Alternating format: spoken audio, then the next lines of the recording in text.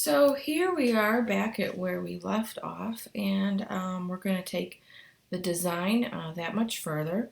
So I am opening um, Google, and I'm going to get an image that relates to my picture. So make sure once again um, that you find an image that's copyright free and a large size. I know I've been telling you all term that, but it's something that if you don't learn anything, please learn that, especially for finding images to use in design. Okay, so I'd found that earlier. Make sure you save it to your file just like we've been doing in all the other Adobe programs. Then what we're going to do is we're going to place that. That's similar to what we did in Photoshop. That's right. I'm going to open this. Now, what I'm going to do is I placed an image that was actually smaller than normal, and this was because they were importing in so big that I felt like it would be easier to do it this way, and then I'll show it the other way. So in here, this is going to go with our poem, right? And then it's going to kind of bring out some of the personality of the poem.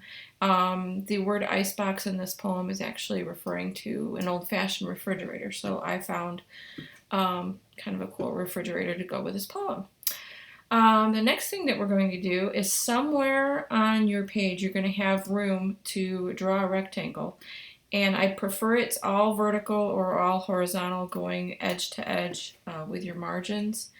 And normally what we would do is we would go up here and pick a color, go into the color picker or whatever. But for this, what I want you to do is make no outline on it, which is stroke. You've seen that in other programs too.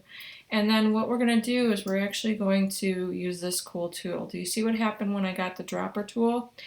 It's going to start making palette selections of the different colors that I select. It's really, really cool. So the reason I'm getting this color, and it's variant tints here. This is the original color, and these are tints from it. It figures that out on its own. It's amazing. The reason why is I want to apply it into here. So I'm going to click on this one, apply it into there, and it just works like magic. This also works for text. So while you have this color selected or this one, figure out one of these variations of some color that's a main color in your photograph. So if you have a complicated photograph, find some main color that makes sense to pull out in terms of emphasis, okay? So in my example, it was pretty obvious what color to use. In yours, it may take a little bit more artistic decision making. All right, and now I don't know if you remember, but I had clicked. I think I'm going to click on this one, click there, and now it is that color. Isn't that absolutely amazing and cool? Now you're at a level now that nobody in Microsoft Word or Google Documents can do anything like this. So we're way ahead of the game at this point with that kind of thing. Now you're looking, well, this kind of looks, you know, kind of disorganized here. So, hey, rabbits, be quiet. Shh, shh. Try to do a video here. My rabbits are kind of noisy. I apologize. Hey, hey, be quiet, Pearl. Okay, so this is something that you could have made vertical, horizontal, and that's going to inform where your type goes and that sort of thing.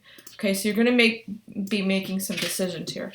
But in case you're in the mode where you see the squares, which is pretty much normal mode here, go to preview and just take a look at it without anything. You can see it's starting to actually look kind of nice, and isn't it starting to look like a real magazine or something, or a book? So it's looking good. I might get that over there, maybe bring this over here. So that's looking pretty good. Now, what if with your text or your image you wanted it so big, you wanted it a lot bigger, and you wanted to be able to have this image on top of here and have this wrap around your text. So in that case, that's what I'm going to show you next. So hold on a second.